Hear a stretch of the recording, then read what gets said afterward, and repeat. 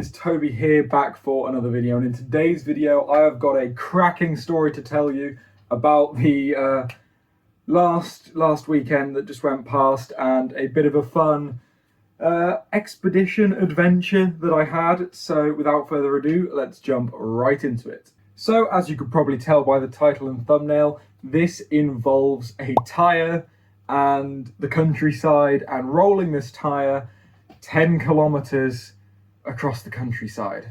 So to give you guys a bit of context, every weekend me and my best friend Will, we go out and we hike for hours. We go usually between 5 and 10 hours, just hiking, exploring the natural world and just getting out and about. It's what we like to do. It keeps us fit and healthy, and it's really, really good fun. So as you may or may not know, I live in Cardiff, and as a result, me and Will have pretty much explored most of Cardiff itself and a lot of the surrounding area as well. And when we explore Cardiff and the surrounding area, there is always one constant of every single hike, and that is the fact there are tyres absolutely everywhere, whether it be car tyres, trailer tyres, tractor tyres, actual wheels, whether they've been fly tipped, dumped in the ocean, dumped on the beach, dumped down alleyways, they are everywhere. And across our many hikes, we have always joked about finding the perfect tyre to bring home and use in my strongman training. And well, the fateful day came on Sunday just gone.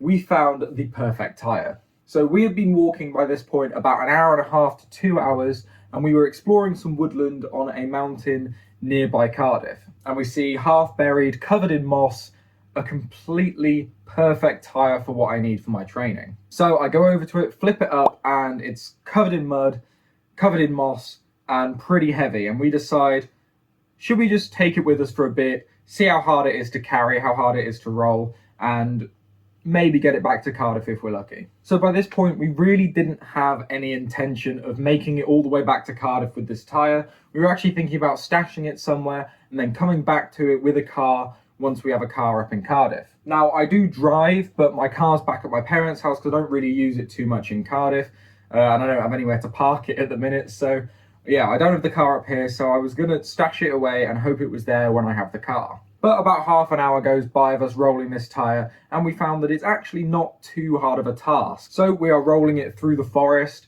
on this public footpath now, and we get questioned so many times by different families, dog walkers, runners, all sorts of people about what it is we're actually doing. Because of course it's not every day that you see two muddy teenagers, young adults, rolling a big tyre through the woods. We toy around with the idea of telling people we're part of the army and we're training. We toy around with just making weird noises at people just to confuse them. But we decide just to tell the truth, and that I'm a strongman, I do strongman training, and tyres are an integral part of strongman training, and this is sort of the perfect tyre for what I need. So by this point, we are rolling this tyre through the woods along the public footpath, and it slips out of my grip and it starts rolling down the mountain at a ridiculous speed, crashing through trees. And I think, oh God, I hope there's not another footpath down there, because some small child or dog is going to get hit by this tyre and it's going to be completely my fault. But luckily the tyre hits quite a big tree, bounces off it, and we're able to salvage it and roll it back up to the footpath. But it was a pretty hairy situation. And I should probably mention at this point, we are on the wrong side of the mountain to Cardiff. We will have to take this tyre up to the top of the mountain to then get back down over it. And this is where we break out of the forest into field, which will take us to the top of the mountain. And by this point, we have been going horizontal along the side of the mountain, so it's been a pretty easy trek, but we get to the point where the footpath turns and we need to go up. So yeah, we break into this field, and in this field there's some power lines and a really, really steep hill. So I start trying to roll this tyre up this hill, and it is ridiculous hard work. Like, it is a super steep hill and is really, really not fun to go up. So we decide, why don't we flip the tyre and carry it like a farmer's walk while standing inside of it. So me and Will take it in shifts, carrying it up this slope, taking breaks, and honestly, it's the hardest work I've ever done in a long time. But after about 10-15 minutes, we're at the top of the slope. Will's just about to mount the crest of the hill, and he slips and completely decks it face first onto the ground, into the mud, and the tyre crushes his legs. And it's a heavy tyre, like, it's heavy. I've weighed it now, it's 60 kilos. It's pretty heavy. That's about as heavy as Will is, to be honest. So yeah, his legs were not in a good way. So we have a bit of a rest, and we discover that Will's legs are not too bad at all, so we can keep going. And at this point, we are trekking through a muddy field, getting absolutely covered along this really muddy path through a farm, because then we need to get to the road. So this main road is our ticket back to Cardiff. It goes down the mountain. It's called Mountain Road, I'm pretty sure.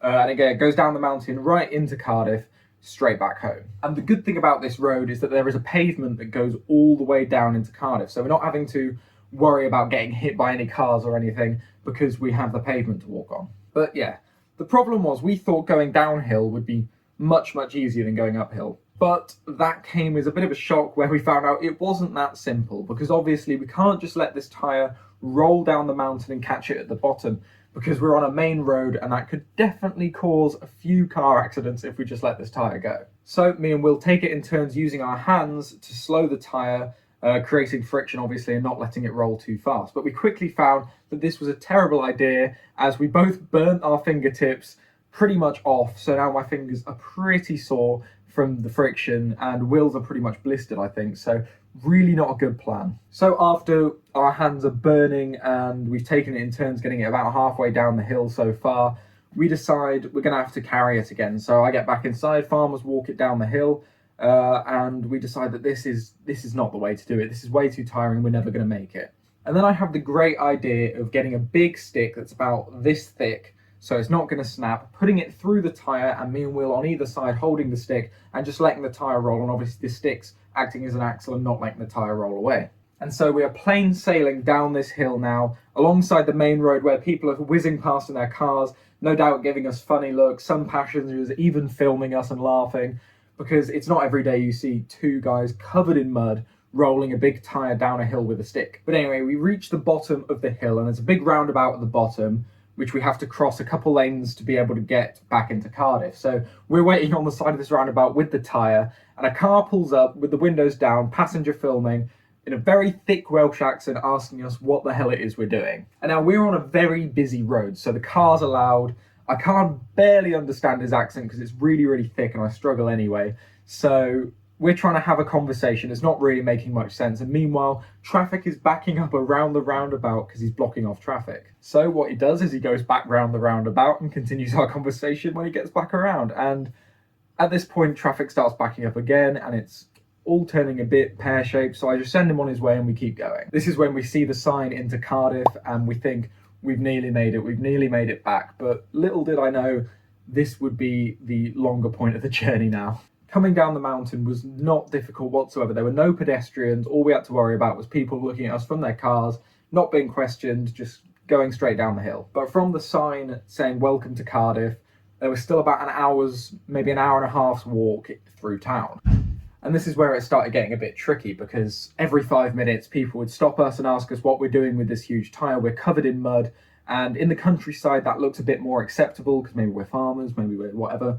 But when we're in the city, it looks a bit dodgy. And we're following a main road through Cardiff, so at any point a police car could rock up and ask us what we're doing, and we're not doing anything illegal here. This is perfectly fine to do. We found some rubbish in the woods and we're essentially cleaning it up, so we weren't too worried about what they were going to say. It's more the fact that we just wanted to get home and not have to have the awkward conversation with anyone, especially police. But as we're going through a pretty nice residential area of Cardiff where a lot of retirees reside and stuff like that, a lot of families, people keep asking us what we're doing, laughing at us. A guy even got out of his van to film and laugh at us. He didn't say anything to us, just laughed and filmed.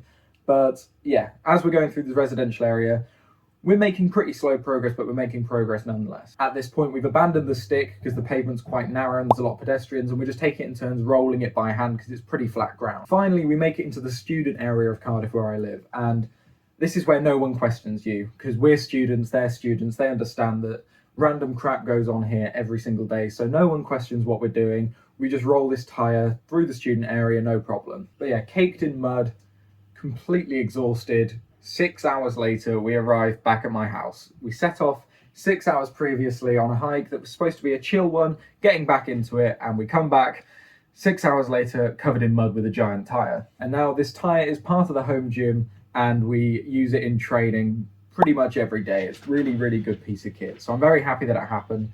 But now I'll run through the total distance covered, how much of it was with the tyre, how long it took us to cover the tyre, and the after effects. So the hike in total was just over 6 hours from door to door, and we covered about 15 kilometers. Now, 2 hours of that was building up to finding the Tyre and exploring the woodland, and we only covered about 5 kilometers in that time. Now, this means for 4 hours and 10 kilometers, so 10,000 meters as the title suggests, we were rolling this Tyre through countryside, farmland, road and pavement, through the city, back to the house. And I'll tell you what, I have never been more muddy from a hike, because the Tyre was covered, I was covered, and I had to shower for a solid hour to get it all off. But I will tell you one thing, I slept well that night because I was absolutely exhausted. But anyway, that was a pretty fun story from this week that I wanted to share with you guys in video form. A couple of people asked me to make a video talking more rather than training, so I thought, why not tell this story about what happened this week with the Tyre and explain where we got this new piece of kit from. So thank you guys so much for watching. I hope you did enjoy. Please like, comment, and subscribe. If you like training more as your sort of thing to watch, there are plenty of videos of me training in my training playlist and on this channel. And of course, if you want to see daily training footage, please go over to my Instagram to follow on with these adventures that I have every week hiking, and all my training that is in the description down below. It's at Toby Lively. And of course, if you want supplements, anything like that, 10% off in the link in the description. Use code TobyLively1.